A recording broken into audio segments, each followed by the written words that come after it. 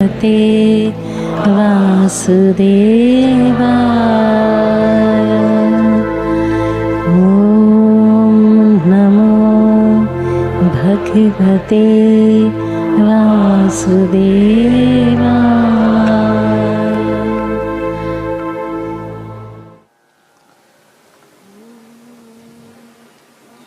बहुनाम जन्मनामन्ते ज्ञानवान माम प्रपद्यते वासुदेव सर्वमिति स महात्मा सुदुर्लभः।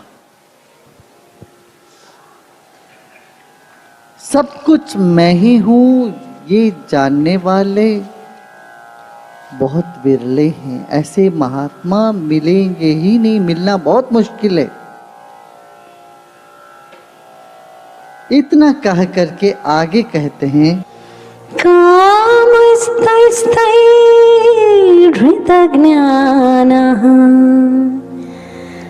प्रपद्यन्ते अन्यदेवताः तं नियमामास्थाय प्रकृत्या नियता स्वयं।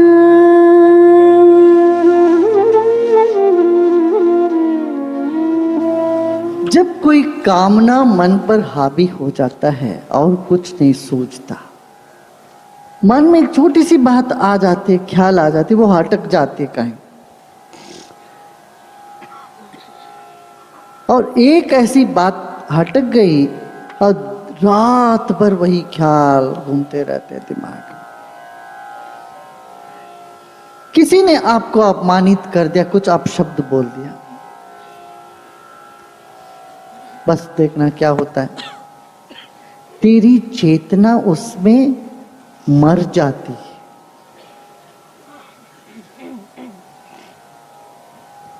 उस एक अपशब्द आपकी चेतना को धूमिल कर देती है, दबा देती, आपकी सारी चेतना तिलमिल जाती है। ऐसा अनुभव हुआ है? हुआ है। कोई एक चीज नुकसान हुआ, जैसे आप चाहते थे वो काम नहीं हुआ, और वो काम होने से पहले कितना आतंक मन में, कामना मन में जागी, वो कामना की पूर्ति से पहले इतना आतंक, हमारी चेतना शांत नहीं रही, प्रसन्न नहीं रही, उसमें कोई ऊर्जा नहीं रही, नहीं महसूस हुआ। बस अपनी कामना पूर्ति के लिए कहीं भी जाओ, कुछ भी करो, इस पर लगे रहते हैं। 20 ज्योतिषियों के पास जाते हैं, वही बात जो भी वो कहते हैं उससे तृप्त नहीं होते, फिर दूसरे के पास जाते हैं, वो उनसे वही बात। कामना सबसे बड़ी ड्राइविंग फोर्स है, इससे बेहतर कोई फ्यूल ही नहीं है दुनिया। और हर काम के पीछे काफी प्रयत्न भी होता है, और प्रयत्न के लिए कामना जरूरी है। कामना नहीं हो तो प्रयत्न नहीं, कामना नहीं हो तो एक तरफ से आदमी, जो डिप्रेस्ड लोग होते हैं वैसे हतक कामना पूरी तरह से मरी, वो एकदम डिप्रेशन में चले गए। या कामना ऐसी जागी, तब भी एक दूसरी ढंग से वही चेतना धूमिल हो गई और वो भागने लगे इसके पीछे उसके पीछे, वो चाहे ये चाहे। अब इतने सारे लोग ढोंगी कैसे पलप रहे हैं? लोगों की कामना की वजह से।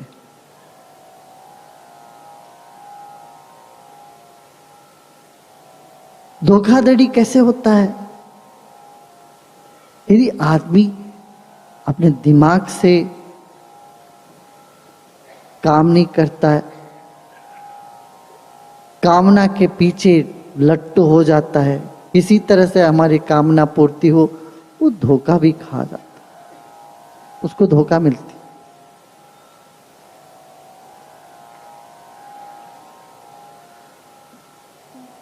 मगर इसका मतलब ये है कामना सब छोड़ दे, कोई कामना ही नहीं रखे, ये भी तो एक कामना होगी। सब कामनाओं से निवृत्त हो जाना भी एक कामना है। मोक्ष मिल जाए ये भी एक कामना है। तब श्री कृष्ण कहते हैं ऐसे व्यक्ति क्या है, जब ऐसे व्यक्ति किसी की भी शरण में जाता है, मान लो पत्थर को भी पूजता है आस्था के साथ, उनको वहां पर भी कुछ मिल जाएगा। कबीर एक जगह कहते हैं पत्थर पूजने से हरि मिले तो पहाड़ पूजूं, बोले ना कबीर, पत्थर को पूजने से यदि भगवान मिल जाते मैं पहाड़ को पूज लेता हूं। मगर ये यहां एक और बात है, पत्थर में भी यदि आस्था हो तभी वहां भगवान दिखते हैं, नहीं तो नहीं। अलग अलग देवताओं में जो आस्था रख करके अपनी कामना पूर्ति के लिए लोग पूजा करते हैं, वहां शरण करते हैं, उसके पीछे जो शरण्य भाव है वो मैं ही देता हूं, मुझसे ही निकलता है। और उस देवता को पूजने से उनको कुछ फल मिलता है ना, वो भी वो श्रद्धा के अनुकूल, नियम के अनुकूल मैं ही देता हूं भाई। मगर इनकी बुद्धि थोड़ा छोटी है, ये इतनी विशाल दृष्टिकोण से मुझे पहचान नहीं पा रहे हैं, इसलिए ये अल्पकाल, थोड़े समय के लिए फल तो मिल जाएगा। अनुष्ठान करो, पूजा करो, ये करो, उन सब का फल तो मिलेगा। और उनमें श्रद्धा होती है, श्रद्धा भी मैं ही देता हूं, श्रद्धा का फल भी मैं ही देता हूं, और उस सब का स्रोत मैं हूं, ये नहीं पहचानते हैं। ये अल्प मेधसा, कम बुद्धि वाले हैं, बुरे नहीं, कम बुद्धि वाले हैं, ये कहते हैं।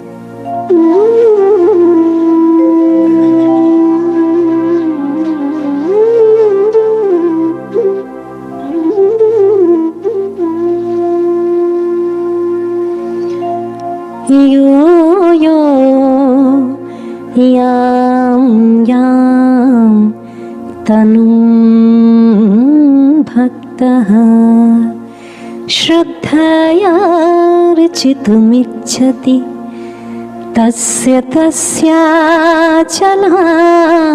श्रद्धां तामेव विदधाम्यहम्।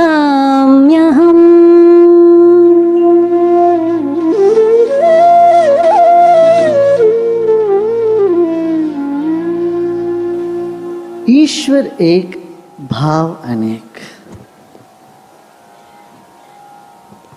रूप अनेक, अभिव्यक्ति अनेक।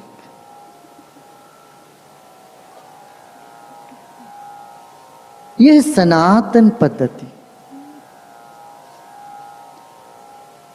तो अलग अलग देवताओं को श्रद्धा से जो मानता है, किसी भी नाम से, किसी भी रूप में, वो श्रद्धा देने वाला भी मैं हूं, उस श्रद्धा के अनुकूल फल भी मुझसे ही मिल रहा है, वो सब मैं ही हूं। यहां ये नहीं कह रहे, खंडन नहीं कर रहे हैं, ये मत करो। ये कह रहे हैं जो कर रहा है उसकी श्रद्धा भी मैं हूं और श्रद्धा का फल भी मैं हूं। अक्सर लोग समझते मैंने बहुत आप पर श्रद्धा रखी, जैसे वो कोई एहसान कर रहे हैं भगवान के ऊपर, भगवान तुम पर इतना मैंने श्रद्धा रखी। तुमने श्रद्धा रखा तो वो भी तुम्हारे लिए एक वरदान है भाई। श्रद्धा भी तुमको दी गई तभी तो तुम रख सकते हो। श्रद्धा रखने की भी कर्तापन में मत जूझना, श्रद्धा रखने की भी गर्व नहीं करना। नहीं तो अक्सर लोग ये लड़ने झगड़ने लगते हैं ईश्वर से भी, मैंने इतना श्रद्धा रखी तुम पर। क्या तुमने श्रद्धा रखी? श्रद्धा दी गई तुमको, कितना भोज निकल गया देखो मन से। श्रद्धा रखने का बड़ा गर्व होता है लोगों को, और उस गर्व से कई बार सेल्फ पिटी करने लगते हैं अपने आप को। तो कह देखो मैंने इतना श्रद्धा रखी और मेरा काम नहीं हुआ। अरे तुमने कामना की वजह से तुमने श्रद्धा रखी, उस कामना की पूर्ति भी उस श्रद्धा भी दोनों मैं ही दे रहा हूं। हर दिशा में जहां भी कोई कर्तापन आए, जहां भी कोई अहंकार सिर उठाए, श्री कृष्ण वहां के खड़े हो जाते हैं। जहां भी कोई आकर्षण दिखे वहां श्री कृष्ण खड़े होकर बोलते देखो मैं ही तो हूं। ये तो बहुमुखी शिष्य को एक मुखी बनाने का ये है तरीका। इतने सारे देवताओं को तुम पूछते हो, लोग पूछते हैं, मगर वो सभी देवता मुझ में, और वो सभी देवताओं से जो तुम्हें प्राप्त होता है वो भी मैं ही दे रहा हूं, ये भी कह देते हैं।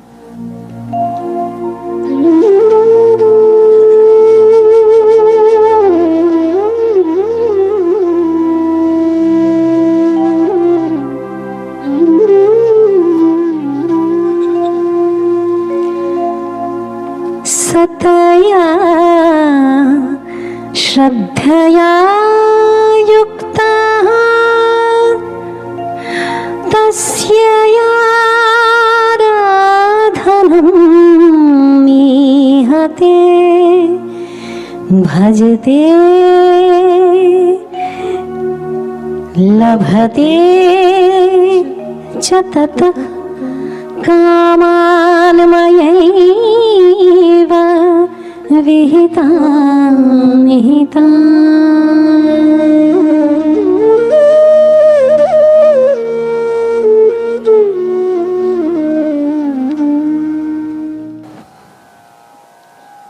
एक ही सूरज है मगर 7 रंग है, 7 रंग के अलग अलग किरण है। एक ही सूरज के किरण एक प्रिज्म के थ्रू जाएगा तो 7 रंग का किरण निकलते हैं। 7 रंग का अलग अलग उपयोग है, नियम है।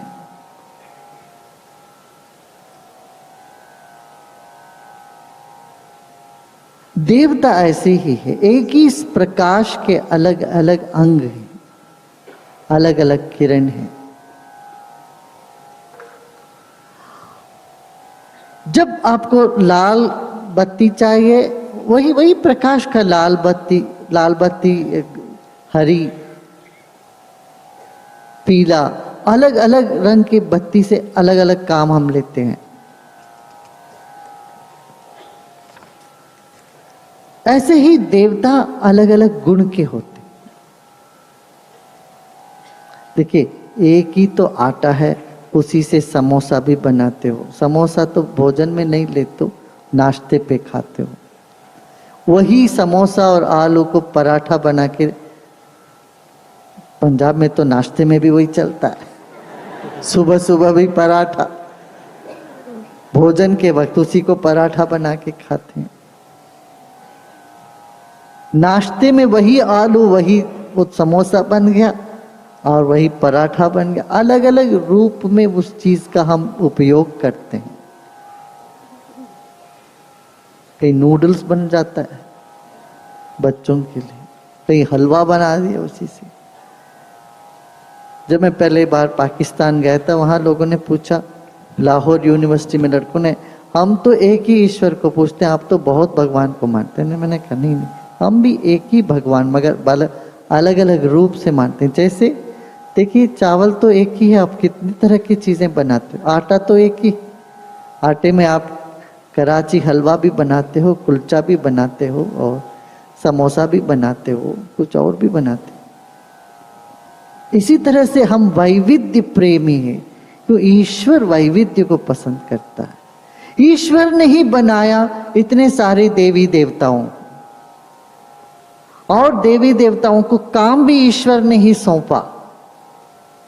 मेरा ही नियम बनी है, इतने सारे देवताओं को हमने बनाया, एक एक देवता को एक एक ड्यूटी भी सौंपी है।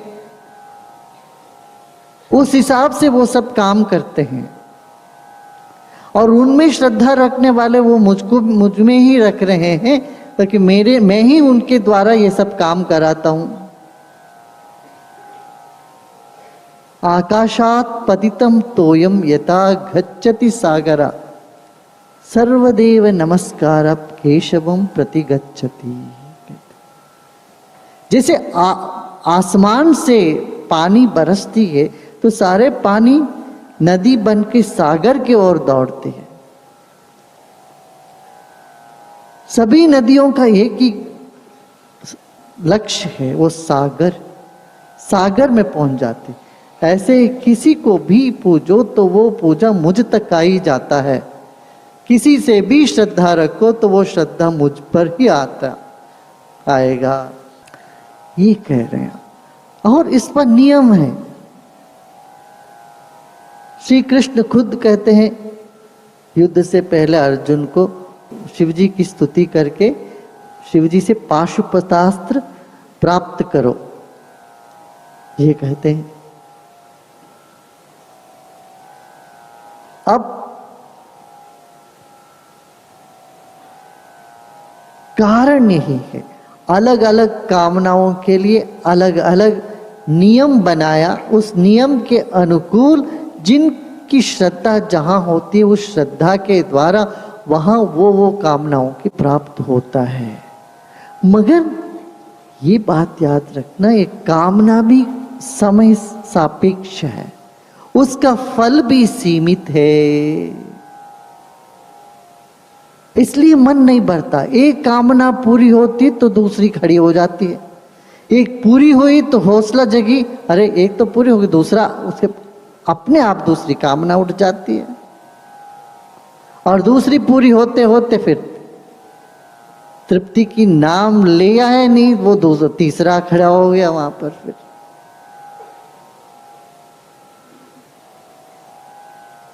तो कामनाओं से कामना पर लांदते हुए हम निकलते रहते पूरे जीवन में। कामना का अंत नहीं है, कामना के फल का अंत होते हैं।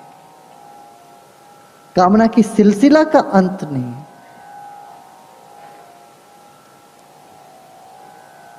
तो इस तरह से कहां तक जाओ, कोलू के बैल के जैसे चक्कर लगाते रहो पूरे जिंदगी, फिर इसमें तुम्हें तो मुक्ति नहीं मिलेगी। कामना तो पूर्ति होगी, मगर इससे ऊपर नहीं उठ पाओगे। ऊपर उठने के लिए क्या करना पड़ेगा? मुझे याद करनी पड़ेगी, मेरे पास ही आना पड़ेगा तेरे को।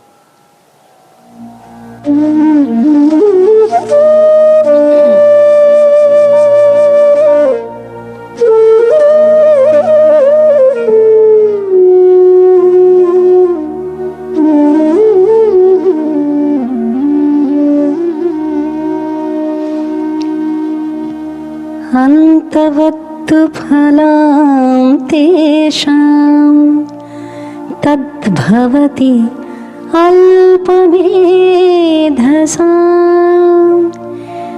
देवान् देवयजो यान्ति मद्भक्ता यान्ति मामपि।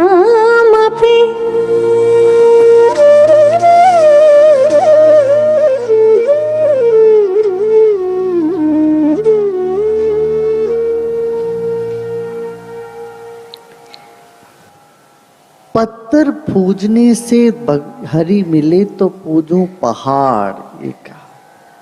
पत्थर समझ के पूजना तो हरि कहाँ मिलेगा? मगर पत्थर में भी हरि ही है, मान के पूजता है। चाहे वो एक मुग्ध भक्त हो, उसको कुछ तो मिल जाएगा। एक बेडर कन्नप्पा करके एक संत हुए दक्षिण भारत, आंध्र प्रदेश में। सुना है उनका नाम? सुना है क्या? नहीं सुना। कण्णप्पा करके वो ये व्याध थे, किरात थे। व्याध समझते ना, किरात जो चिड़िया मार के अपना जीवन चलाने वाले। कण्णप्पा करके उनका नाम था, कण्णप्पा शिकारी। तो ये शिकार करते जाते थे और कभी पूजा नहीं, कभी कुछ नहीं किया। और एक दिन उसने कहा, एक शिवलिंग मूर्ति थी, उस शिवलिंग के आंखों के पास कोई ऐसा लगा कि शिवलिंग पर आंख लगा देते ना लोग, आंख लगे वहां पर कुछ ऐसा लगा खून बह रहा है। अरे इसको लगा रहे भगवान की आंखों में खून बह रही है। तो वो जाके क्या कि एक आंख अपना उठा के वहां रख दिया उसको। अब दूसरे आंखों में से खून बहने लगा। अब कैसे करें वो दूसरे आंखों में? तो इसने अपने दूसरी आंख निकाल सकता है मगर रखेगा कैसे वहां? वो बोला, अरे मैं तो व्याध हूं, मैं तो ईश्वर, तो दुनिया का मालिक है, तुमको तो सबको देखना पड़ेगा, मेरे आंख से ज्यादा तुम्हारा आंख काम में आएगी। तू तो सदियों से सबको देख रहा है, तुझको देखना बहुत आवश्यक है। मैं देखूं ना देखूं कोई अर्ज नहीं। उसने दूसरे आंख निकालने से पहले सोचा, चक्कर रखूं कैसे?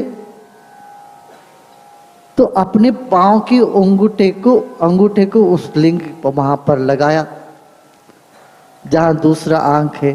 फिर दूसरा आंख निकाल के लगाने वाला था उस पत्थर पर। तो उसी वक्त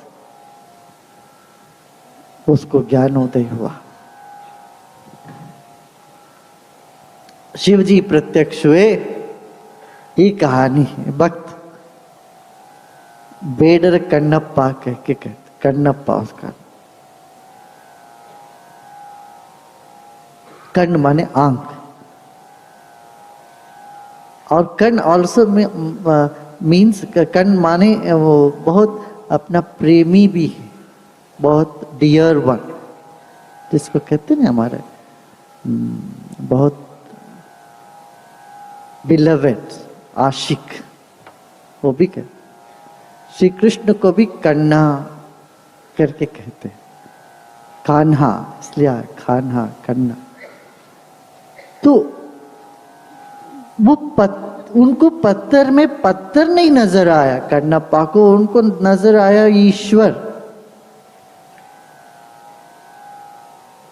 तो जो मूर्ति रखे पूजता है उसको तो वो मूर्ति नहीं लगता, वो तो ईश्वर ही लगता है।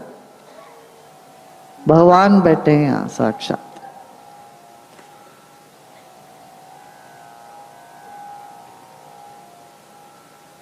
देवता कहाँ है, इसका बहुत सुंदर एक श्लोक है। मनुष्याणाम अप्सु देवता, मनीषीणाम दिवि देवता, बालानाम लोष्ट काष्टेशो ज्ञानिनो आत्मनि देवता। मनुष्यों के लिए प्रेम ही परमेश्वर है। साधारण मनुष्य के लिए भगवान क्या है? प्रेम परमेश्वर। प्रेम, जहां प्रेम है वही भगवान। मनीषी जो होते माने बड़े बुद्धिमान, प्रकांड विद्वान, दिव्य देवता, उनको प्रकाश ज्ञान ही देवता है। उनको दिव्य गुण जहां नजर आए वहां देवता नजर आते। बालानाम लोष्ट काष्टेशु, बाल बुद्धि वाले माने मुग्ध लोगों के लिए लोष्ट और काष्ठ माने लकड़ी में, पत्थर में, जहां भी वो माने वहीं देवता दिखते हैं। ज्ञानी को कहां?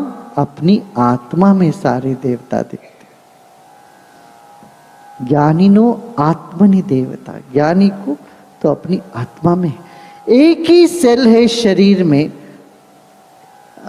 माने एक ही सेल अपने शरीर में अलग अलग होके प्रकट हुआ। एक वीर्य का एक कण, रज का एक कण मिल गया, एक सेल बन गया, एक कण जीवाणु। उस एक जीवाणु के अंदर कहीं आंख बना, कहीं नाखून बनी, कहीं खून बना, कहीं बाल बने, कहीं हड्डी बना, कहीं मांस बना, एक ही चीज। मगर जीव का टेक्सचर अलग है, आंख का बनावटी अलग है। आंख जीभ नहीं है, जीभ आंख नहीं है। यही देवता है, अलग अलग देवता, फिर भी एक ही व्यक्ति, एक ही जीव अणु है, मगर उस एक ही जीवाणु में तरह तरह की प्रक्रिया, तरह तरह की देवताओं को दर्शाता है। भाई कोई आंख का डॉक्टर आंख ट्रीट करता है तो आप ही को तो ट्रीट करते हैं, आपसे अलग आंख निकाल के ट्रीट थोड़ी ना कर पाएंगे। कोई दांत का ट्रीट करते हैं तो आप ही का दांत को ट्रीट करते हैं। ये सब आपका अंग है। ऐसे ही सारी देवता मेरे ही अंग है। एक होता है कंप्लीट फिजिशियन, दूसरे होते स्पेशलाइज्ड डॉक्टर होते हैं, सिर्फ ईएनटी स्पेशलिस्ट, वो दिल का कुछ भी नहीं कर पाएंगे। आपका हार्ट का प्रॉब्लम हो तो ये आंख के डॉक्टर के पास जाओगे तो कुछ नहीं कर पाएंगे। वो बोलेंगे नहीं तुम हार्ट स्पेशलिस्ट के पास जाओ। इस तरह से एक एक देवता का एक एक क्षेत्र है, एक एक अंग है, उतना उनका काम है। वही काम उनसे, वो काम लेते हैं लोग, वो उनके लिए महाश्रद्धा और उसका फल दोनों मैं ही दे रहा हूं। इन दोनों से बड़ा हूं मैं पूर्ण परमात्मा। और ये सब देवता मेरे ही रूप हैं। इसलिए कहते सर्वदेव नमस्कारा केशवम प्रति। तुम पत्थर को भी पूजो, वो पूजा उन्हीं तक पहुंचती है, तुम्हारी श्रद्धा पर निर्भर है। तुम पानी को पूजो, गंगा मैया करके पानी को तुम सत्कार करो, वो सत्कार पानी को नहीं कर रहे हो, जिसने वो पानी बनाया, जिससे बनी है पानी, उसको जाता है। पहाड़ हो, कैलाश पर्वत को तुम मानते हो, वो कैलाश पर्वत के कण कण में जो बसा है उसी का श्रेय उसी के ओर जाता है। मगर इनको इतना बड़ा विशाल दृष्टिकोण नहीं है। ये कह रहे हैं, यदि आप इसकी गहराई में जाओगे तो आप देखोगे किसी भी एक देवता में बाकी सारी देवता के नाम लेते हैं। गणपति अतर्शीष आप देखोगे तो गणपति अतर्शीष में क्या है, त्वम ब्रह्मा त्वम रुद्रस त्वम इंद्रस त्वम प्रजापति, सब कोई तुम ही हो, तुम मेरी आत्मा हो। गणपति को यही कहते हैं, तुम साक्षात आत्मा सी, तुम आत्मा ही तुम हो, तुम ब्रह्म हो। विष्णुस्त्वम इंद्रस्त्वम रुद्रस्त्वम प्रजापति, तुम रुद्र हो, तुम इंद्र हो, तुम प्रजा। अब शिव जी को भी गणेश जी को ही बोल दिया, गणेश जी तुम ही शिव हो, तुम ही विष्णु हो, तुम ही देवी हो, तुम ही सब कुछ हो, तुम ही ब्रह्म हो। इस मंत्र के बगैर गणपति की पूजा ही नहीं हो सकती। और गणपति क्या कहते हैं, मेरे पीछे तुम हो, आगे तुम हो, मेरे बाजू में तुम हो, मेरे भीतर तुम हो, मेरे ऊपर तुम हो, आकाश में तुम हो, जल में तुम, और कौन क्या बच गया क्या।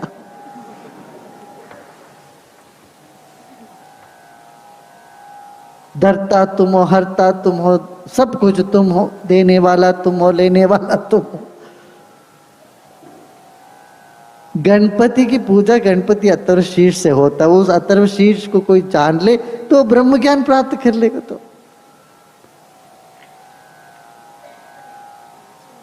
तुम्हें खलविदम ब्रह्मा, तुम ही ये सब कुछ हो, तुम आत्मा हो, मेरी आत्मा तुम ही हो।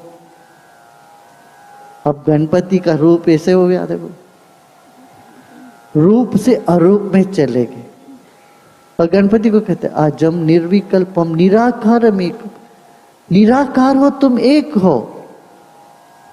अब गणपति के आकार को देख के क्या बोल रहे हैं, तुम कभी पैदा नहीं हुए हो, निर्विकल्पम, तुम्हारा दूसरा कोई विकल्प ही नहीं, दूसरा कोई देवता ही नहीं है। अब हनुमान चालीसा पढ़ते लोग, उसमें पूजो और न देवा आता है ना, उसमें हनुमत से सब काम करा लो, पूजो और न देवा क्यों बोलते हैं? पर एक में सभी देवताओं को देख लो, ये कह रहे हैं। और जब सभी की बात आती वहां कृष्ण प्रत्यक्ष हो जाते, मैं ही तो सब हूं, मैं ही, वो सब जो बोल रहे वो मैं ही हूं, यही हूं, तेरे सामने है अर्जुन।